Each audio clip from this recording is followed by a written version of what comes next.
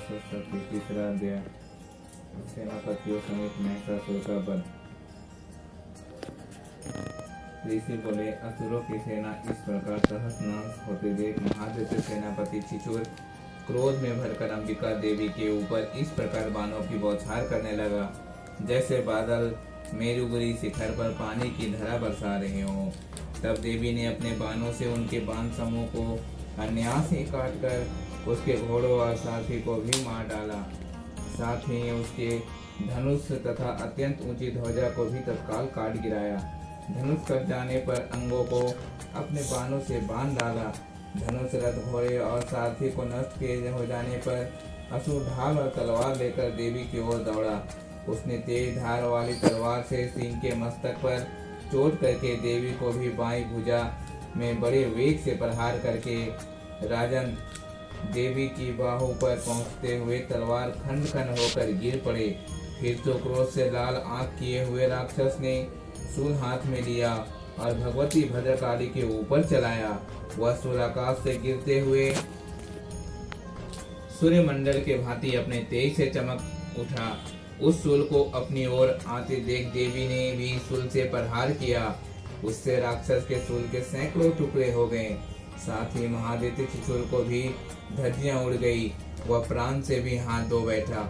महिषासुर के इस प्रकार में सेनापति छिछुर के मारे जाने पर देवताओं को पीड़ा देने वाला चामर असुर हाथी पर चढ़कर आया। उसने भी देवी के ऊपर शक्ति का प्रहार किया, किंतु जगदम्बा ने उसे अपने हुंकार से ही आहत एवं निष्प्रभ कर तत्काल पृथ्वी पर गिरा दिया। शक्ति का टूटा देख चामर बड़ा क्रोधित हुआ। उसने शूल चलाया, किंतु देवी ने उसे भी अपने बाणों द्वारा काट डाला। इतने में ही देवी का सिंह उछलकर हाथी के मस्तक पर चढ़ बैठा और उस दैत्य के साथ खूब जोर का बाहु युद्ध होने लगा। वह दोनों लड़ते लड़ते हाथी से पृथ्वी पर आ गए और अत्यंत क्रोध में भरकर एक दूसरे पर बड़े भयंकर प्रहार करते हुए लड़ने लगे। तत्पश्चात सिंह बड़े वेग से आकाश की ओर उछला और उधर से गिरते समय उसने पंजे की मार से चामर का सिर धड़ से अलग कर दिया। इस प्रकार उद्दग्र भी शिला और वृक्ष आदि की मार खाकर रणभूमि में देवी के हाथ से मारा गया तथा कराल की भी दांत मुक्के और थप्पड़ों की चोट से धराशायी हो गया। क्रोध में भरी हुई देवी ने गदा की चोट से उद्दत को कचूमर ही निकाल डाला। भीम बाल से बांसकाल को तथा बाणों से ताम्र और बंधक को मौत के घाट उतार दिया। तीनों नेत्रों वाली परमेश्वरी ने त्रिशूल से उग्रासय, उग्रवीर तथा महाहनु नामक दैत्य को मार डाला। तलवार की चोट से बिडाल के मस्तक को धड़ से अलग कर दिया। विदुर और दुर्मुख इन दोनों को भी अपने बाणों से मृत्यु लोक भेज दिया। इस प्रकार अपनी सेना का सर्वनाश होते देख महिषासुर ने भैंसों का रूप धारण करके देवी के गणों को त्रास देना आरंभ किया। किन्हीं किन्हीं की पूंछ से चोट पहुंचाकर, कुछ को सिंगों से विदीर्ण करके, कुछ को वेग से, किन्हीं को भीषण नाद से, कुछ को चक्कर देकर कितनों को निवास की वायु की झोंक से धराशायी कर दिया। इस प्रकार गणों की सेना को गिराकर वह असुर महादेवी के सिंह को मारने के लिए झपटा। इससे जगदम्बा को बड़ा क्रोध हुआ। उधर महाप्रकर्मी महिषासुर भी क्रोध में भरकर धरती को खुरों से खोदने लगा तथा अपने सिंगों से ऊंचे ऊंचे पर्वतों को उठाकर फेंकने और गर्जने लगा। उसके वेग के चक्कर देने के कारण पृथ्वी क्षुब्ध होकर फटने लगी।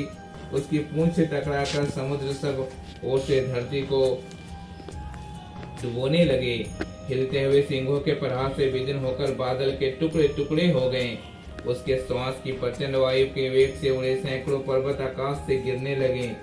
इस प्रकार क्रोध में भरे हुए उस महादैत्य को अपनी ओर आती देख चंडिका ने उसका वध करने के लिए महान क्रोध किया।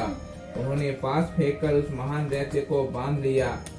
बंध जाने पर उसने भैंसे को रूप छोड़ दिया और तत्काल सिंह के रूप में प्रकट हो गया। उस अवस्था में जगदम्बा ज्यों ही उसका मस्तक काटने को उद्यत हुआ, तो ही वह तलवार हाथ में लिए पुरुष के रूप में दिखाई देने लगा। तब देवी ने तुरंत ही बाणों की वर्षा करके ढाल और तलवार को साथ हाथ उस पुरुष को भी बांध डाला। इतने में उसने महान गजराज का रूप बना लिया तभी अपनी सूंड से देवी से विशाल सिंह को खींचने और गर्जने लगा।